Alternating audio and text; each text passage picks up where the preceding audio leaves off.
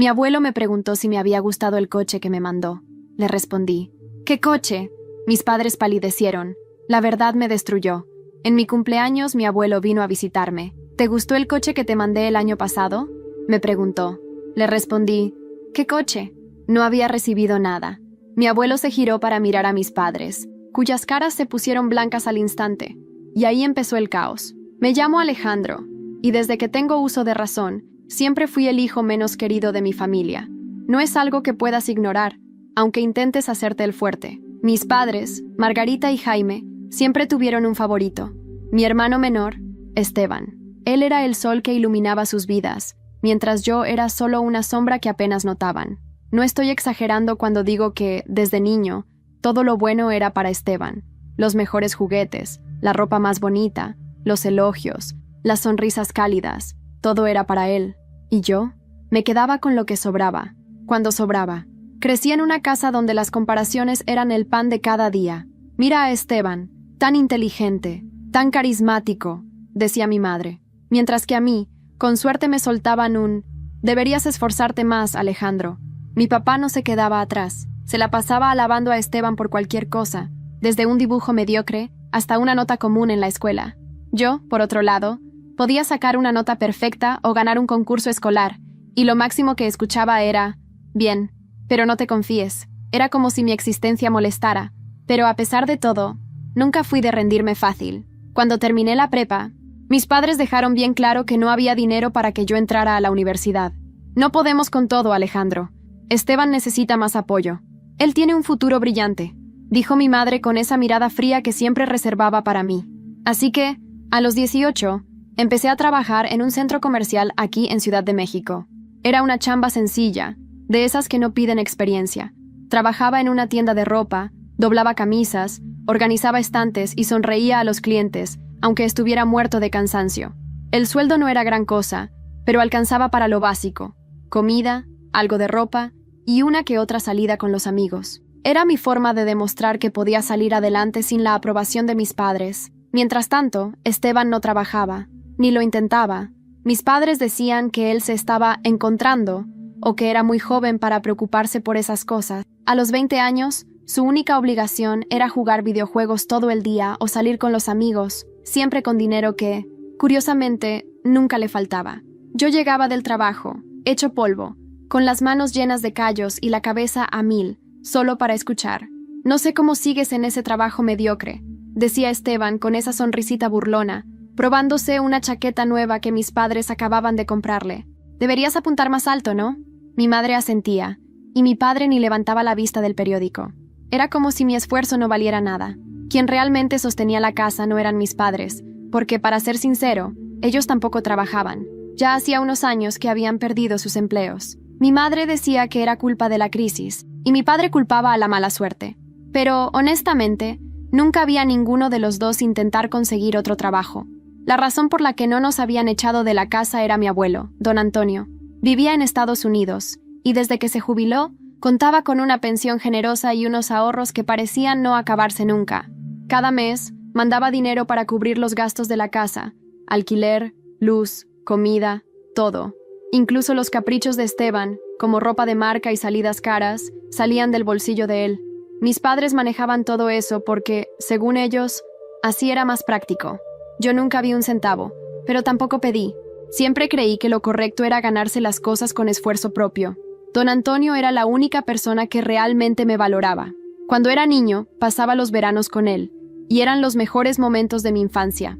Me llevaba al cine, me enseñaba a pescar, a arreglar cosas en el taller, y siempre me decía: «Alejandro, tú tienes algo especial. No dejes que nadie te haga sentir menos». Él era el único que me hacía sentir que yo valía algo. Pero, hace 3 años, se mudó definitivamente a Estados Unidos y desde entonces no nos vimos más. Hablábamos por teléfono de vez en cuando, pero la distancia limitaba todo a esas charlas rápidas. Aún así, yo sabía que era su nieto favorito. No es que él lo dijera con todas sus letras, pero se sentía en su voz, en la forma en que se preocupaba por mí. El día de mi cumpleaños número 23 no parecía distinto a los demás. Mis padres nunca fueron de celebrar mis cumpleaños. Cuando era pequeño, a lo mucho había un pastelito mediocre y el feliz cumpleaños, cantado con la misma emoción que el himno en la escuela, por compromiso. Pero ese año fue diferente. Llegué del trabajo, cansado, y vi un pastel en la mesa de la cocina. No era nada especial, uno de esos pasteles baratos del súper, con cobertura que se deshace al tocarla. Mis padres y Esteban estaban ahí, y cantaron el cumpleaños con una desgana que daba risa. «¡Feliz cumpleaños!» «Alejandro», dijo mi madre, forzando una sonrisa. Mi padre murmuró algo, y Esteban ni me miró. Estaba ocupado con el celular. Nada de regalos, ni tarjeta, solo ese pastel triste en la mesa. Me pareció raro que se hubieran molestado. No era su estilo. Entonces mi madre dijo, «Fue tu abuelo Antonio quien lo mandó. Quiso que tuvieras algo en tu día». Agradecí con un gesto, pero en el fondo, algo no cuadraba. ¿Por qué mis padres, que nunca se habían preocupado, hacían eso ahora? Preferí no pensar mucho. Supuse que tal vez mi abuelo lo había pedido directamente. Esa noche, corté el pastel. Cada uno comió un pedazo. Casi no se dijo nada. La fiesta duró menos de 10 minutos. Después, cada quien se fue por su lado. Mi padre al cuarto, mi madre al celular y Esteban a la tele. Me fui a mi cuarto sintiéndome más solo que nunca, pero lo dejé pasar. Ya estaba acostumbrado. Lo verdaderamente raro pasó en las semanas siguientes. Noté que mis padres y Esteban empezaron a comportarse diferente. De pronto, tenían dinero. No solo era pagar las cuentas, empezaron a darse lujos. Mi madre apareció con ropa nueva de marca, de esas que antes decía que eran un desperdicio. Mi padre salió con un reloj caro. Y Esteban, bueno, se volvió aún más insoportable, pavoneándose con zapatillas de diseñador y hablando de un viaje que estaban planeando. Nunca imaginé que una conversación tan simple con mi abuelo podría cambiar el rumbo de toda mi vida. ¿Te gustó el coche que te mandé el año pasado, Alejandro?, me preguntó, con esa sonrisa cálida que siempre me hacía sentir como si el mundo fuera un poco menos injusto. Yo me quedé helado. Sostuve la cuchara de flan en el aire, paralizado. Miré a mis padres y luego a Esteban, que estaba demasiado ocupado con su móvil como para prestarnos atención. Me giré hacia mi abuelo, confundido. ¿Qué coche? En ese instante, el rostro de mi madre, Margarita, perdió todo color. Mi padre, Jaime, dejó de masticar. El silencio fue tan denso que se podía escuchar el tic-tac del reloj en la pared del comedor. Don Antonio me miró con una mezcla de sorpresa y rabia. Se giró lentamente hacia mis padres. ¿No le disteis el coche?, preguntó. Su voz temblaba, pero no de vejez, sino de indignación contenida. Mi madre no respondió. Mi padre se levantó de la mesa, esquivando mi mirada, como si el mantel de lino blanco pudiese esconderlo del peso de la verdad. Yo seguía sin entender nada, pero dentro de mí, algo estallaba. Una chispa, tal vez, o un grito que llevaba años acumulando. Después de la comida, don Antonio me pidió que lo acompañara a su habitación. Se hospedaba con nosotros en un pequeño cuarto al fondo de la casa en Alcalá de Henares, que siempre olía a madera vieja y colonia barata. Cerró la puerta con firmeza. Ese coche, Alejandro, era un Seat León nuevo, edición especial. Lo compré para ti. Lo pagué al contado. Lo puse a tu nombre. Le pedí a tu padre que lo recogiera en el concesionario de Madrid y te lo entregara el día de tu cumpleaños. ¿Me estás diciendo que nunca lo viste? Mi garganta se cerró. Sentí una mezcla de vergüenza, rabia y una sensación familiar de traición. Nunca vi ese coche. Abuelo, su rostro se endureció como el mármol. Te han robado, hijo, y no es la primera vez. Don Antonio se levantó, abrió una pequeña caja de madera junto a su cama y sacó un sobre. Lo abrió y me mostró papeles, facturas, el contrato de compra del coche, incluso una copia del DNI de mi padre firmando el recibo. Todo estaba ahí. Pruebas. Ese fue el momento exacto en que dejé de ver a mis padres como los veía antes. No eran solo negligentes o fríos. Eran cómplices de algo más profundo, más sucio. Esto no puede quedarse así, dije, con los puños cerrados. Mi abuelo asintió. Y fue ahí cuando me entregó otro sobre, uno más antiguo. Este es mi testamento, el original, pero se lo entregué a tu padre para que lo guardara hace 2 años. Tenía cláusulas específicas para ti, pero sospecho que lo alteró. Alejandro, si quieres justicia, tendrás que estar dispuesto a enfrentarte a todo. Me senté en la cama, el corazón latiendo como un tambor. Sentí miedo, sí, pero también algo más, determinación. Durante años me habían hecho sentir menos, me habían aplastado con indiferencia, pero ya no más. Esa noche no pude dormir. Me levanté y bajé al trastero. Recordé un viejo archivador que mi padre solía guardar bajo llave. Lo busqué durante horas, y al final, detrás de una pila de cajas con adornos de Navidad, lo encontré. Al abrirlo mis manos temblaron. Allí estaba, una copia de otro testamento, distinto al que me mostró mi abuelo. En este, Esteban figuraba como heredero principal. Alejandro, apenas una nota a pie de página. El mundo se me vino encima. Pero no lloré. Ya no. Volví a mi cuarto, cerré la puerta y comencé a planear. Esta vez, haría las cosas con inteligencia. Sin gritos, sin lágrimas. Porque no hay peor enemigo que aquel que nunca esperaste tener en casa. Y entonces, justo cuando iba a esconder los documentos, mi móvil vibró. Era un mensaje de un número desconocido. Alejandro, hay algo más que necesitas saber. Es sobre tu madre. No confíes en nadie. No dormí esa noche. Me quedé en la cama, mirando al techo como si esperara que de ahí cayeran las respuestas que me faltaban. El mensaje me martillaba en la cabeza una y otra vez. Es sobre tu madre. No confíes en nadie. Miré el número. No estaba guardado en mis contactos. Intenté llamarlo de vuelta, pero saltaba directamente al buzón de voz. Mandé un mensaje, pero nunca hubo respuesta. ¿Quién podía saber más de lo que yo ya había descubierto? ¿Y por qué querría advertirme? Al amanecer, bajé a la cocina. El olor a café barato me revolvió el estómago. Esteban ya estaba allí, comiendo cereales como si el mundo girara a su alrededor. No levantó la vista cuando entré. ¿Dormiste bien, hermano?, preguntó con ese tono irónico que me sacaba de quicio. No respondí. Me serví un café, aunque sabía que no iba a poder tragarlo. Mi madre entró segundos después, impecablemente vestida, como si estuviera a punto de ir a una gala. Se detuvo al verme y sonrió. ¿Qué hacéis tan temprano? Pensando en coches que desaparecen, solté, mirándola directamente. Su expresión cambió solo por un segundo. Un parpadeo. Pero yo lo vi. ¿Perdón? Nada. Solo pensaba en lo generosa que es la familia últimamente. Bebí un sorbo de café, observando cómo evitaba mi mirada. Cuando salí de casa esa mañana, decidí ir a ver a alguien en quien sí confiaba. Paula. No la veía desde que terminamos el bachillerato, pero recordaba que estudiaba Derecho en la Universidad Complutense. La busqué en redes sociales. La encontré fácilmente. A los 10 minutos ya tenía una respuesta. Claro que me acuerdo de ti. Vente esta tarde a la cafetería de Lavapiés, al lado del metro. Estoy libre.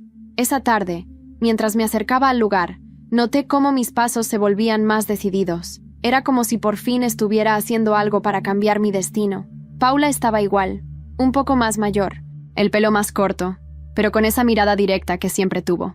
Alejandro, me dijo, sonriendo, dándome un abrazo real. No como los de mi familia. Nos sentamos, pedimos café y le conté todo. Lo del coche, el testamento, el mensaje, todo. Mientras hablaba, sus ojos se entrecerraban, no por duda, sino por cálculo. Esto es grave, Ale, muy grave. Si tu padre manipuló un testamento, eso es delito. Y si tu madre estuvo al tanto, suspiró, tomando un sorbo de café. Pero no vas a poder con esto solo. Necesitamos pruebas más sólidas y alguien que sepa moverse. ¿Tú podrías ayudarme? No, pero conozco a alguien que sí. Se llama Camila. Es abogada penalista y se ha enfrentado a casos peores. Si decides seguir, vas a tener que exponerte. No hay vuelta atrás. No dudé. Llévame con ella. Al día siguiente, conocí a Camila, una mujer fría, calculadora, que me evaluó con la mirada antes de siquiera decir hola. Me escuchó en silencio, sin interrupciones. Luego dijo, esto es personal para ti, pero si quieres ganar, tienes que pensar como si no lo fuera. Le entregué los documentos, los mensajes, todo lo que tenía. Me prometió revisar y darme una estrategia, pero antes de irme, me soltó una bomba. Una última cosa. He oído rumores sobre tu madre. Gente en los juzgados la conoce. Estuvo implicada en una denuncia por apropiación indebida, hace muchos años. ¿Nunca te contó? Sentí un vacío en el estómago, como si todo lo que sabía sobre ella se hubiera desplomado. ¿Qué clase de denuncia? Camila sonrió, apenas con un destello de interés en los ojos. Aún no lo sé, pero tengo una amiga en registros judiciales. Déjame indagar y te aviso. Volví a casa esa noche con la cabeza ardiendo. Ya no era solo el coche, ni el testamento. Era mi madre. ¿Qué más me habían ocultado? Cuando entré, mi madre estaba al teléfono, hablando en voz baja. Me escondí detrás de la pared del pasillo, apenas respirando. Sí, pero Alejandro está empezando a sospechar. El viejo no debió venir. Si descubre lo del piso en Salamanca, estamos jodidos. Casi dejo caer el móvil de las manos. ¿Piso en Salamanca? Salí corriendo antes de que pudiera oír más. Mi corazón latía como loco. Todo esto era más grande de lo que imaginaba. Y mientras bajaba las escaleras, sonó mi móvil otra vez. Un número desconocido, pero esta vez contesté. Una voz de mujer, apenas un susurro, dijo: «No eres el único hijo oculto del testamento, Alejandro. Tienes que encontrar la carta». Esa noche no dormí. Otra vez. La voz de aquella mujer anónima seguía repitiéndose en mi mente. No eres el único hijo oculto del testamento, Alejandro. Tienes que encontrar la carta. Me levanté antes del amanecer. No quería ver a nadie. No quería mirar a la cara a mi madre sabiendo que había un piso en Salamanca que nunca fue mencionado, ni que podía estar implicada en un delito de años atrás. Me vestí rápido, agarré mi mochila y salí caminando sin rumbo fijo por las calles vacías de Alcalá. Terminé sentado en un banco frente al río Henares, viendo cómo el sol apenas tocaba el agua. Necesitaba ordenar mis pensamientos. ¿Otro hijo oculto? ¿Una carta? Lo primero que hice fue mandar un mensaje a Camila. Me han dicho que hay una carta, y que no soy el único hijo mencionado en el testamento. También me enteré de un piso en Salamanca. ¿Puedes averiguar algo? Minutos después, respondió. Estoy en ello, pero esa carta, si existe, podría ser lo que nos falta. Volví a casa como una sombra. Nadie me vio entrar. Fui directamente al trastero, al fondo del pasillo. Allí, entre cajas, encontré una maleta vieja, cubierta de polvo. Era del abuelo. Recordaba que la usaba cuando venía de EE.U. Estaba cerrada con candado, pero la tela ya estaba desgastada. Con un cuchillo logré abrirla por un costado. Entre ropa vieja, libros religiosos y fotos de cuando era joven, encontré un sobre, amarillento, sellado con cera, con mi nombre. Lo abrí con manos temblorosas. Era una carta, escrita a mano, por mi abuelo. Alejandro, si estás leyendo esto, significa que la verdad ha empezado a salir a la luz. No quería que descubrieras así, pero no confiaba en tu padre ni en Margarita. Años atrás, antes de casarse conmigo, tu abuela tuvo una hija en secreto. Se llamaba Elisa, tu tía. Fue dada en adopción. Hace poco la reencontré. Vive en Salamanca. Tiene una hija, tu prima. Incluí a ambas en un segundo testamento, junto contigo, pero nadie más lo sabe. El testamento está escondido, no en papel, sino en vídeo. Buscas respuestas, yo te las dejé, en el taller, en la casa vieja de Cuenca, donde te enseñé a pescar. Allí está todo. Mis manos sudaban. Sentía que el corazón me iba a estallar. ¿Una tía? ¿Una prima? ¿Un testamento en vídeo? Todo el mundo que creía conocer se volvía cada vez más extraño, más enredado. Había secretos bajo secretos. Y ahora, un viaje a Cuenca me esperaba. Pero tenía que actuar con cautela. Si mis padres sabían que me acercaba a la verdad, podrían destruir pruebas. Fui a Camila y se lo conté todo. Mostré la carta, las palabras de mi abuelo, la nueva dirección. ¿Estás listo para ver lo que te dejó tu abuelo? Me preguntó cruzada de brazos. Sí, respondí sin dudar. Entonces vamos a Cuenca. Pero tenemos que ir discretos. No le digas a nadie, ni siquiera a tu amiga Paula. Asentí. Era extraño, pero por primera vez sentía que tenía un plan. Que todo ese abandono, esa soledad, me estaba empujando hacia una versión de mí que ya no era débil. Era observador, estratégico. Salimos de Madrid temprano al día siguiente. El camino a Cuenca estaba despejado, pero dentro de mí era como si llevase una tormenta. La casa era tal como la recordaba. Pequeña, de piedra, cubierta de hiedra, abandonada. Tenía ese olor a madera húmeda y polvo viejo. El taller estaba intacto, como si el tiempo lo hubiera olvidado. Buscamos entre herramientas, estantes, cajones, hasta que Camila encontró una caja de metal bajo una tabla suelta del suelo. Dentro había un USB, sin etiquetas. Solo eso. Volvimos a su despacho en Madrid para ver el contenido. Mientras la pantalla del ordenador se encendía, yo sentía que la garganta se me cerraba. Era como si fuera a ver a mi abuelo por última vez. El vídeo se cargó.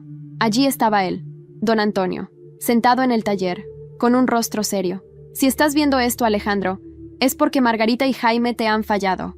Y puede que Esteban también. Pero aún tienes familia. Y aún tienes una herencia. No solo de bienes, sino de verdad. Elisa es tu tía. Su hija, Valeria, es como una hermana para ti. Ambas merecen saber quién eres. Merecen justicia también. Este vídeo es legal, firmado y validado por notario en el Consulado Español en Miami. Es mi testamento. Y tú eres el único autorizado a ejecutarlo. Camila pausó el vídeo. Esto es dinamita. Sentí que se me nublaba la vista. No solo por el shock. Era una mezcla de alivio, tristeza, rabia, amor. Todo a la vez. Pero justo cuando íbamos a reproducir el resto, el ordenador se apagó de golpe. Se fue la luz en todo el edificio. Nos miramos. Segundos después, Camila recibió una notificación en su móvil. Cámara de seguridad del despacho. Alguien había entrado en el edificio esa misma mañana. Un rostro conocido. Era Esteban, con una copia de las llaves. No recuerdo haber corrido tanto en mi vida. Apenas vimos la imagen congelada de Esteban entrando al edificio en las cámaras de seguridad, salí disparado del despacho de Camila. Ella me seguía, intentando alcanzarme, pero yo ya iba calle abajo con el corazón en la garganta. Mi hermano. ¿Cómo? ¿Por qué? Sabía que no era estúpido, pero jamás pensé que llegaría a ese nivel de vigilancia. ¿Había instalado cámaras en mi habitación? ¿Escuchado mis llamadas? ¿Leía mis mensajes? La paranoia me devoraba mientras corríamos por el barrio de Salamanca, intentando llegar al piso de Camila antes que él. Si encontraba el USB, si lo destruía, todo lo que habíamos conseguido se iría al carajo. «Alejandro, espera», gritó Camila detrás de mí. Él no sabía que lo vimos. Tranquilo. Pero no podía. No podía quedarme quieto, no después de todo. Al llegar, la puerta del despacho estaba entreabierta. Contuve la respiración. Entré lentamente, en silencio, como si el más leve crujido del suelo pudiera delatarme. El aire olía distinto, como a sudor mezclado con perfume caro. Ese maldito perfume que Esteban usaba desde que mi madre le regaló una colonia de diseñador el año pasado. Todo parecía en orden, pero el ordenador seguía apagado. Me acerqué al escritorio. El USB ya no estaba. «¡No!», grité, golpeando la mesa con el puño cerrado. Camila llegó detrás de mí. Miró todo con rapidez. Luego fue hacia un cajón cerrado con llave. Lo abrió. No se lo llevó. «Hice una copia», dijo, sacando otro USB idéntico. «Siempre hago una copia». La abracé sin pensarlo. Por un segundo, sentí que podía respirar. «Tenemos que movernos ya», dijo ella. «Si Esteban entró aquí, es porque alguien le dijo. Alguien de tu entorno te está traicionando. Alguien muy cercano». Mi mente voló directamente a Paula. ¿Era posible? Nos fuimos directo a casa de Camila, donde tenía un segundo ordenador más seguro, sin conexión a internet. Reprodujimos el vídeo completo. Don Antonio hablaba con calma, con palabras medidas. Explicaba cómo su hija Elisa fue separada de él por su propia familia, que consideró vergonzoso tener una hija fuera del matrimonio. La buscaron durante años, sin éxito. Pero antes de morir, su esposa le confesó que Elisa vivía en Salamanca. El abuelo la encontró. Tuvieron encuentros. Conversaron. Elisa tenía una hija, Valeria, y cuando las conoció, supo que debía incluirlas en su herencia. «Alejandro, tú has sido mi mayor decepción y mi mayor orgullo a la vez», decía en el vídeo. «No por lo que hiciste o no hiciste, sino porque aguantaste más que cualquier otro sin romperte. Por eso, quiero que seas tú quien lleve este legado adelante. No, Esteban. No tus padres. Ellos ya han tenido suficiente. Tú, en cambio, aún puedes elegir qué hacer con lo que te dejo». El testamento en vídeo detallaba todos los bienes, cuentas bancarias, propiedades, acciones en una empresa familiar que yo ni sabía que existía. Y lo más impactante, el piso en Salamanca era parte de esa herencia, registrado en nombre de una persona de confianza, hasta que pudiera ser transferido oficialmente. Una persona de confianza, Margarita, mi madre. «Ella nunca pensó que te enterarías», murmuró Camila. Yo sentía fuego en la garganta. «Tenemos que encontrar a Elisa y a Valeria». Camila ya tenía una pista. Había empezado a rastrear el número fiscal asociado al piso de Salamanca, y con ayuda de su amiga en registros públicos, encontró el nombre completo: Elisa Ramírez Ortega.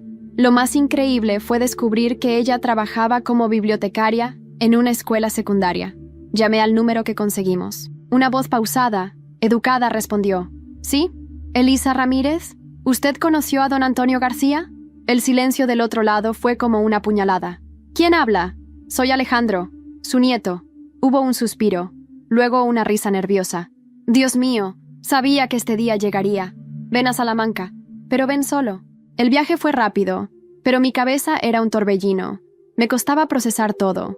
Mi madre me ocultaba una tía, un testamento, un piso. Y ahora Esteban estaba al tanto, intentando adelantarse. ¿Quién más sabía? Al llegar a Salamanca, el encuentro fue surreal. Elisa era una mujer de ojos oscuros y mirada cansada, pero había algo familiar en su rostro. Me abrazó sin preguntar, sin dudas. «Te pareces a él», dijo. «Mucho».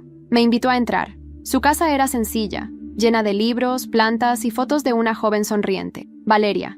Está en la universidad ahora, estudiando arquitectura. Quiere cambiar el mundo como su abuelo decía. Le conté todo, lo del testamento, lo del vídeo, lo de mis padres. Ella no parecía sorprendida. «Tu madre siempre fue ambiciosa, Jaime. Más aún, yo no quise nada de la herencia. Solo quería conocer a papá antes de que muriera. Pero ahora, si hay un legado real, tal vez Valeria tenga derecho. Y tú también. Cuando salí de la casa, ya con todo acordado para reunirnos con Camila y avanzar legalmente, recibí un mensaje de un número oculto. Tu madre ya sabe que encontraste a Elisa. El próximo paso depende de ti, pero no subestimes a Margarita. Levanté la vista. Una figura me observaba desde un coche estacionado al otro lado de la calle. Era Esteban, y no estaba solo. Me quedé congelado en la acera. No por miedo. Era otra cosa, algo más profundo, más visceral. Esteban me miraba desde el coche como si supiera que tenía la ventaja, como si su sonrisa bastarda pudiera anular todo lo que yo había logrado hasta ahora. Y entonces bajó del coche. «Qué sorpresa encontrarte aquí, hermanito», dijo, con ese tono meloso que siempre usaba antes de soltar el veneno. «Salamanca, ciudad bonita, ¿no? Aunque no para escaparse sin avisar. ¿Cómo sabías que estaba aquí? Oh, vamos. ¿De verdad crees que no te vigilo desde hace semanas? ¿Crees que no sé que te estás aliando con una abogada de moral flexible y una tía que ni siquiera sabías que existía? Alejandro, siempre has sido predecible». A su lado salió mi madre, Margarita. No vestía como una madre desesperada ni como una esposa preocupada. Vestía como lo hacía cuando iba a cenas de gala, con sus amigas del club, antes de que perdiéramos todo. Su mirada era gélida, sus pasos, calculados. «Hola, hijo», dijo con una sonrisa sin emoción. «¿Vas a hacer esto más difícil de lo que debe ser?» «¿Difícil para quién?», respondí. «¿Para vosotros, que os pasasteis la vida ocultándome una familia, robándome un coche, un testamento y hasta un piso?» «No empieces con el drama», interrumpió Esteban. «Esto no es una telenovela, es la vida real, y en la vida real, la gente lista sobrevive».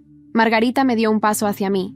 Su perfume me trajo recuerdos de cuando era niño y la veía arreglarse sin nunca mirarme al espejo. «Sabes, Alejandro, yo intenté protegerte, desde pequeño. No eras como Esteban, siempre tan callado, tan desconectado. Tu padre decía que no llegarías lejos, pero yo creía que al menos serías obediente. ¡Qué decepción! Me hervía la sangre. Y aún así, don Antonio me dejó todo a mí, no a vosotros». Esteban rió. «¿Tú crees que eso importa? ¿Un vídeo? ¿Un papel? Tenemos contactos, tenemos abogados, podemos revertir lo que sea. Y si tú intentas hundirnos, bueno, también sabemos cosas de ti. ¿Te acuerdas de ese pequeño incidente en el trabajo hace 2 años? ¿Del inventario perdido?» Me quedé en silencio. Fue un error tonto, una acusación que nunca se probó. Pero si lo sacaban a la luz, si lo manipulaban, podían hacerme parecer un ladrón. Margarita lo notó, lo sintió. Ahí está, ese silencio, ese momento en el que te das cuenta de que no estás listo para enfrentarte a nosotros. «Estoy más listo que nunca», respondí con voz firme. «Y no estoy solo». En ese instante, desde la esquina, apareció Camila. Traía consigo a 2 policías de paisano. Uno de ellos sostenía una orden judicial. Margarita García y Esteban García están oficialmente notificados de una investigación en curso por falsificación documental, apropiación indebida, obstrucción de justicia y fraude hereditario. Se les solicita que comparezcan voluntariamente en las próximas 48 horas. Esteban dio un paso atrás. «¿Qué mierda es esto?» Camila se acercó a mí, susurrándome al oído. «Tu tía confirmó todo. El testamento fue validado. Elisa firmó como testigo. La copia en vídeo ya fue entregada a notaría. Esto ya es oficial». Margarita me miró como si me viera por primera vez. No dijo nada. Pero sus ojos ya no brillaban con arrogancia. Brillaban con miedo. «Alejandro», susurró, con una voz que no le conocía. Pero ya era tarde. «La próxima vez que quieras protegerme, intenta no robarme primero». Camila me tomó del brazo y me alejó con paso firme. Mientras nos íbamos, escuché a Esteban golpear el coche con el puño y gritar algo ininteligible. Mi madre no se movió, solo me siguió con la mirada, como si intentara grabarse ese momento para siempre. Cuando volvimos a Madrid, Camila me invitó a su apartamento. No dijo nada por un rato. Me sirvió un café, se sentó frente a mí, y solo entonces habló. «Alejandro, hay algo más que deberías saber». Levanté la vista. «¿Qué?» «Hay una segunda cuenta bancaria a nombre de tu abuelo. Nadie la había reclamado. Apareció cuando registramos el testamento. Hay transferencias sospechosas, hechas desde esa cuenta, a una persona llamada Sofía Méndez. ¿Quién es ella?» Camila dudó. Luego abrió su portátil y me mostró una foto. Era una mujer joven, de unos 30 y tantos, morena, ojos intensos. Sonreía en una playa. «Dice ser tu media hermana». Me quedé mirando la foto como si me hubieran partido la cabeza en 2. Sofía Méndez, una mujer con mi sangre, una media hermana. No tenía sentido, o quizás sí lo tenía. En esta familia, lo absurdo se había convertido en lo cotidiano. ¿Cómo sabes que es mi media hermana? Pregunté sin dejar de mirar su sonrisa en la foto. ¿Cómo sabes que no es otra mentira? Camila cerró el portátil con cuidado. He verificado sus datos. El banco la vinculó por error en el sistema cuando rastreamos los movimientos. Su nombre aparece asociado como beneficiaria secundaria en varias transferencias de la cuenta secreta de don Antonio. Y hay algo más. Se levantó, fue hasta su escritorio y sacó un sobre sellado. Esto nos lo envió el notario que validó el testamento en Miami. Es una carta escrita de puño y letra de tu abuelo, dirigida a ti y a Sofía. La abrí con manos temblorosas. Reconocí la caligrafía de inmediato. Queridos Alejandro y Sofía, si están leyendo esto, significa que la verdad ha salido a la luz. Por fin. Sofía, tu madre fue una mujer a quien amé brevemente cuando viví en Valencia. Hace muchos años. Ella nunca me reclamó nada. Pero cuando me enteré de tu existencia, me aseguré de que no te faltara nada. Alejandro, quise contarte antes, pero tus padres lo impidieron. Temían perder el control. Temían que vieras que no estabas solo. Ahora es tiempo de que os conozcáis y de que reconstruyáis lo que esta familia destrozó durante tanto tiempo. Con todo mi amor, don Antonio. Camila esperó en silencio mientras yo digería cada palabra.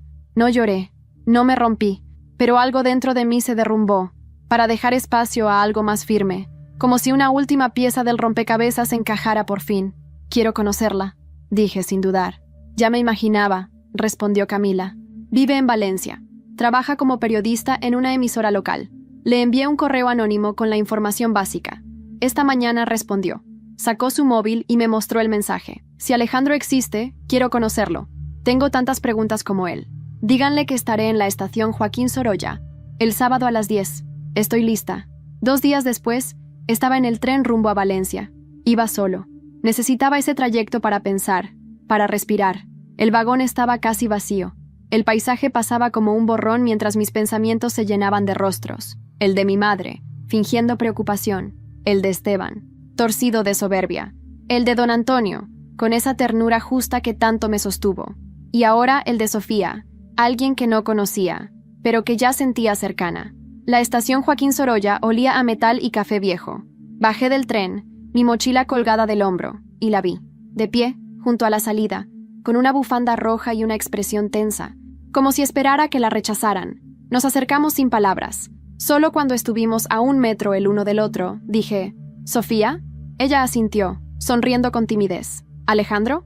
Nos abrazamos. Fue torpe, breve, pero real. Fuimos a un café cercano. Pedimos 2 cortados. Ella se quedó en silencio un rato antes de hablar. Mi madre nunca me habló de él. Dijo que era un hombre extranjero, que la quiso pero que no pudo quedarse. Yo crecí con esa idea. Pero hace 3 años, recibí una transferencia, luego otra, y una carta sin remitente, con una frase. Te observé toda la vida, Sofía. Perdóname por el silencio. Sus ojos se llenaron de lágrimas, pero no dejó que cayeran. Y entonces, supe que había algo más. Le conté todo lo que había vivido. Desde el coche desaparecido hasta el vídeo del testamento, las mentiras, los robos, y cómo Esteban y Margarita se habían convertido en mis peores enemigos. Sofía apretó los puños. Si ese dinero también era mío, ¿sabes qué han hecho con él? Todavía no, pero lo averiguaremos. Esa tarde, Camila nos mandó una bomba. Encontré los registros fiscales de tu madre, Alejandro. Durante los últimos 4 años, ha desviado dinero a través de una empresa ficticia registrada a nombre de un hombre, Arturo Sanz. ¿Y quién es ese?, pregunté, confundido. Tu padre biológico, respondió Sofía, con los labios apretados. El mío también. Mi corazón dio un vuelco. ¿Estás diciendo que...? Sí, Arturo Sanz es nuestro padre, y Margarita lo ha estado pagando con dinero que no le pertenece. Camila nos explicó todo.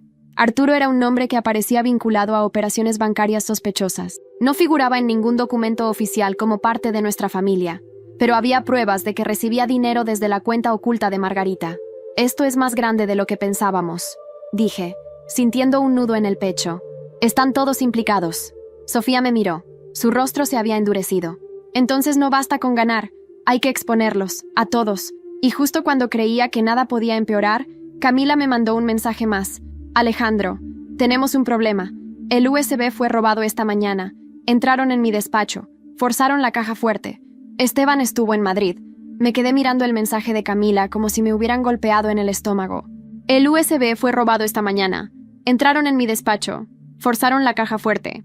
Esteban estuvo en Madrid. No sabía si gritar, romper algo o simplemente echar a correr sin rumbo.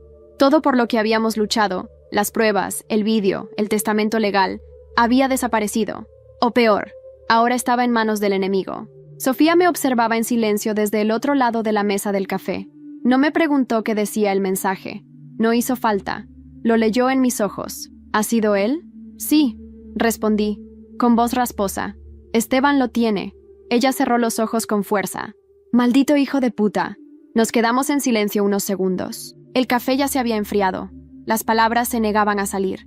Todo lo que habíamos construido parecía a punto de desmoronarse. ¿Y ahora qué?, preguntó finalmente. Me levanté. Ahora vamos a recuperar lo que es nuestro, pero a nuestra manera. Llamé a Camila desde la estación. Me atendió de inmediato. Lo tengo controlado, dijo antes de que hablara. El USB robado no era el original. Era una copia deliberadamente manipulada. Esteban pensó que nos adelantó, pero lo que tiene no le va a servir. Contiene un vídeo editado, falso, sin validez legal. Respiré por primera vez en horas. ¿Y el verdadero? Conmigo, en una caja de seguridad en una notaría en Málaga. Solo tú puedes acceder. Colgué y miré a Sofía. ¿Te apetece conocer la costa? El viaje a Málaga fue rápido. Íbamos en silencio, pero esta vez no era por angustia. Era otra cosa. Concentración, complicidad, algo que nunca tuve con Esteban, ni con mis padres. Era la calma antes de la tormenta. En la notaría, firmé los documentos, verifiqué mi identidad y abrí la caja de seguridad. Allí estaba, el USB original, junto con copias del vídeo en CD y un disco duro. Sofía los tomó como si fueran lingotes de oro. ¿Y ahora qué? Ahora los destruimos. Todos, menos uno. ¿Qué? Vamos a hacer algo más fuerte. Vamos a contar toda la historia.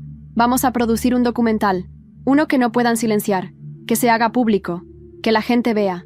Camila nos ayudó con el contacto de una productora independiente. Ella misma financiaba parte del proyecto como parte de un acuerdo para protegerse legalmente. En pocos días ya teníamos guión, testimonios grabados, documentos filmados, fechas, nombres, pruebas, todo. Yo hablé frente a la cámara. Conté todo. Desde los días en que me sentía invisible, hasta el momento en que descubrí que no estaba solo. Sofía habló también, sobre crecer sin respuestas, sobre buscar un apellido que nunca le dieron. Camila intervino como abogada. Explicó cómo se manipulan herencias, cómo las familias esconden dinero. Elisa, nuestra tía, dio su testimonio. Y por último, un fragmento del vídeo de don Antonio cerraba el documental con sus palabras. La verdad duele, pero más duele vivir sin ella. El estreno fue online, anunciado como una historia real de traición familiar y redención. Se viralizó en cuestión de horas. Medios locales lo recogieron. Programas de televisión pidieron entrevistas. El nombre García Méndez estaba por todas partes. Y con eso llegó la segunda oleada. Una citación formal a Margarita, Jaime y Esteban, por fraude, apropiación de bienes y falsificación. La policía intervino las cuentas. El piso en Salamanca fue congelado judicialmente. Se inició un proceso de revisión del testamento fraudulento. Esteban se escondió. Camila nos llamó esa noche. Estaba preocupada. Alejandro, alguien ha accedido a los registros del juzgado. Intentaron eliminar documentos clave. Y quien lo hizo tenía credenciales oficiales. ¿Quién? Una funcionaria de Hacienda. Su nombre es Elena Méndez. Sofía se atragantó con su agua. No puede ser. ¿La conoces?, pregunté desconcertado. Es la prima de mi madre. Nos dejó de hablar hace años, pero siempre estuvo cerca de Margarita. Era como su sombra. El enemigo tenía más brazos de lo que pensábamos. Margarita no se rendiría sin luchar. Entonces esto no ha terminado, dije. Camila asintió. No, pero ahora es ella quien está acorralada. Y justo antes de dormir, recibí una llamada anónima. Alejandro, no la subestimes. Margarita sabe algo sobre tu nacimiento. Algo que nunca te dijeron. Algo que podría cambiarlo todo. La llamada terminó antes de que pudiera hacer más preguntas. Solo ese susurro final quedó resonando en mi mente como un eco interminable. Margarita sabe algo sobre tu nacimiento. Algo que podría cambiarlo todo. Dormí poco. Otra vez. Lo que había comenzado como una lucha por justicia ya no se trataba de dinero, ni siquiera de venganza. Era identidad. Era saber quién era yo realmente. ¿De dónde venía? ¿Por qué siempre me sentí como un intruso en mi propia casa? Camila, como siempre, fue rápida. Vamos a averiguar lo que oculta, dijo sin vacilar. Necesitamos tu partida de nacimiento original, no la que te dieron tus padres, la verdadera. Solicitaré acceso al registro central.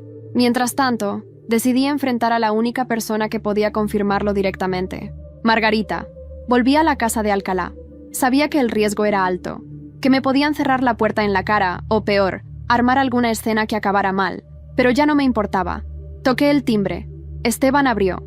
Estaba más delgado, con ojeras, como si el mundo finalmente le hubiera pasado factura. No dijo nada, solo me miró con una mezcla de odio y miedo. «Quiero hablar con ella», le dije. Él se giró sin decir palabra, dejándome pasar. Margarita estaba en el salón, sentada en su sillón favorito, ese que nadie más podía usar, rodeada de papeles y cajas medio vacías. El caos había llegado hasta su santuario. «Alejandro», dijo como si fuese la primera vez que me veía después de un viaje largo.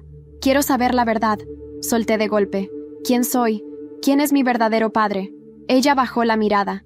El silencio fue largo, tan largo que pensé que no diría nada. Pero entonces se levantó, caminó hasta una vitrina, sacó una cajita de terciopelo azul y la dejó caer sobre la mesa. «No fue Arturo, no fue tu abuelo, ni siquiera fue Jaime». La caja contenía una foto vieja, en blanco y negro, un hombre joven, moreno, de ojos tristes. Al reverso, escrito con letra temblorosa: «Carlos Vázquez, Barcelona, 1999. ¿Quién es él?» «Tu padre biológico». Me senté. No tenía fuerza para quedarme de pie. Era mi compañero de universidad, un artista, un soñador. Me enamoré de él. Pero cuando me quedé embarazada, él desapareció. Dijo que no estaba listo. Y yo no quise cargar con la vergüenza de ser madre soltera. Conocí a Jaime poco después. Le mentí. Le dije que estabas en camino y que era suyo. Y él aceptó. Me miró por fin. Sus ojos estaban rojos, pero secos. «Nunca fuiste parte del plan, Alejandro. Pero eso no significa que no te haya querido a mi manera. ¿Y por qué lo ocultaste todo? Porque eras un recordatorio constante de mi error. Jaime nunca te aceptó del todo. Y yo me refugié en Esteban. Él era el que sí encajaba». Las palabras me dolieron más de lo que esperaba. No por la confesión, sino por lo fácil que fue para ella decirlo. Como si hablara del clima. «Tu odio me hizo fuerte», respondí con calma. «Pero tu desprecio me hizo invencible». Me levanté. No quería oír más. Esteban me observaba desde la escalera. Ya no decía nada. Parecía derrotado. «¿Y ahora qué vas a hacer?», preguntó. «Voy a buscar a Carlos Vázquez». Esa misma tarde, Camila me envió los documentos del registro civil. Confirmaban todo. Carlos era mi padre. Margarita lo había omitido intencionalmente de todos los papeles oficiales. Busqué su nombre en internet. Artículos antiguos, exposiciones, galerías en Barcelona. Al parecer, había tenido cierto reconocimiento como escultor urbano, pero no se sabía nada de él desde 2006. Camila hizo algunas llamadas. Una semana después, teníamos una dirección. Un estudio viejo en Gracia, un barrio bohemio de Barcelona. Fui solo. Sentía que esta era una herida que necesitaba abrir sin testigos. Toc, toc. Un hombre abrió. Cabello gris, ojos hundidos, manos de artista. Me miró, parpadeó y retrocedió un paso. «¿Alejandro?» Me tomó un segundo responder. «Sí».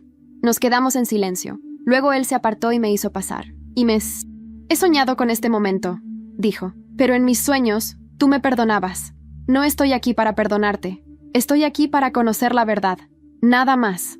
Me mostró fotos, esculturas, dibujos que había hecho de mí sin conocerme. Su forma de estar cerca, aunque estuviera lejos. Me habló de su cobardía, de su culpa, de su intento frustrado de reencontrarme años atrás, cuando Margarita se negó.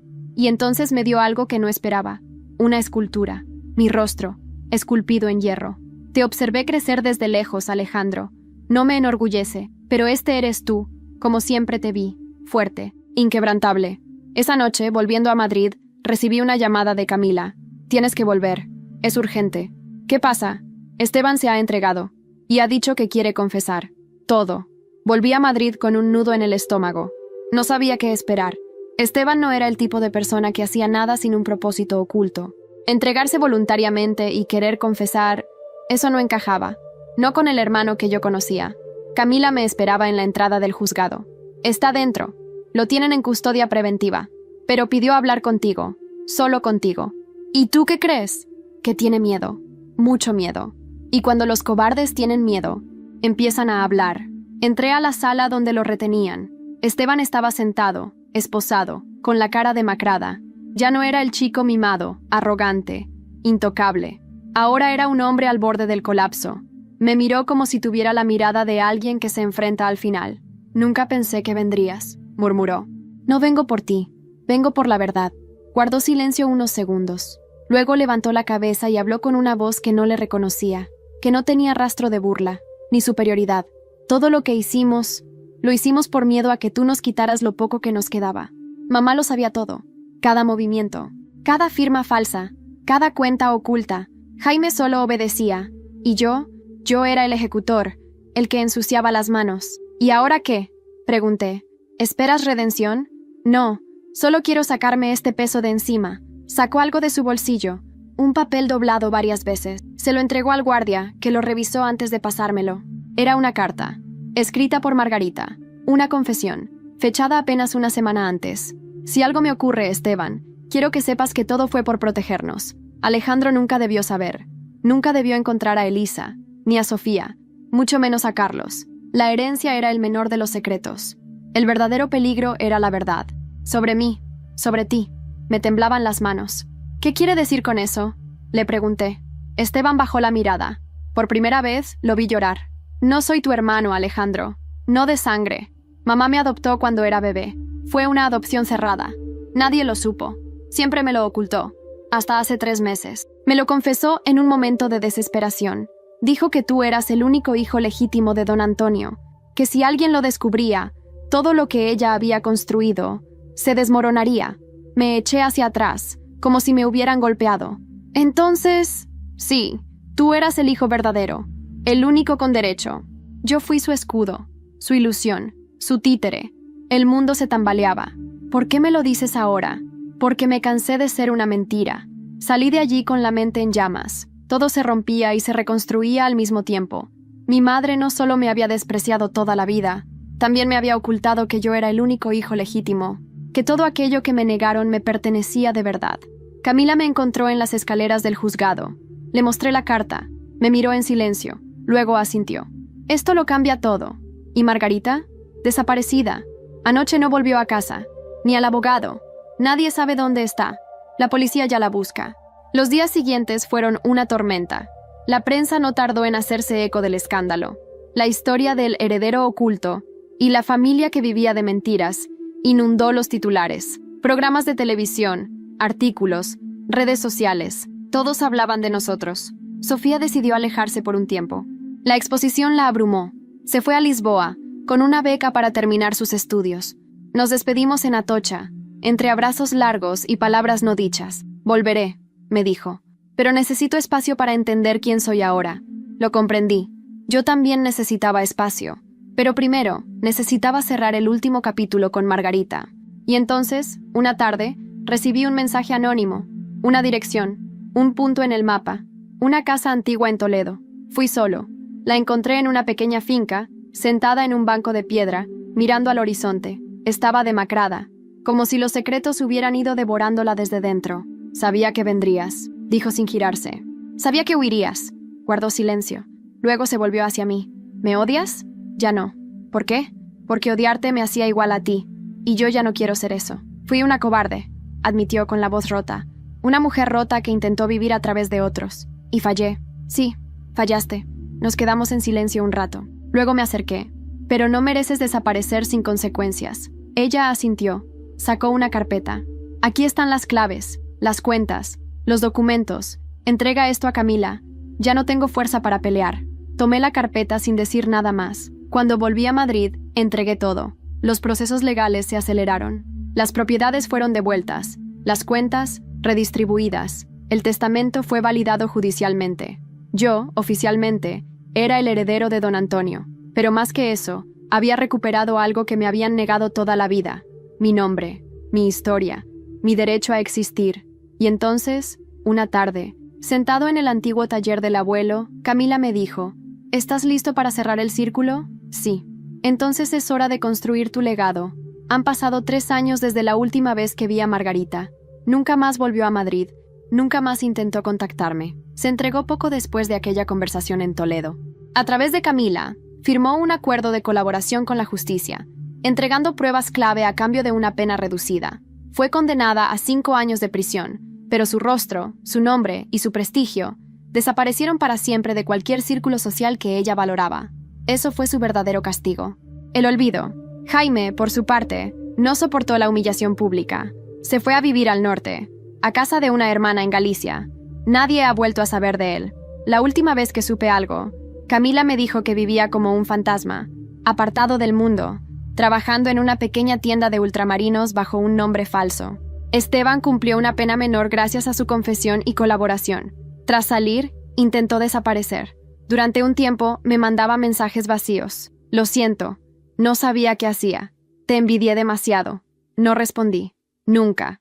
Aprendí que hay cicatrices que no se cierran con palabras. Elisa, mi tía, volvió a su vida en Salamanca. Nos escribimos a menudo. A veces me llama sobrino rebelde, entre risas. Valeria, su hija, se convirtió en una arquitecta brillante. Su último proyecto fue construir un centro cultural en Cuenca. Lo bautizó como Casa Antonio. Sofía volvió de Lisboa con otra energía.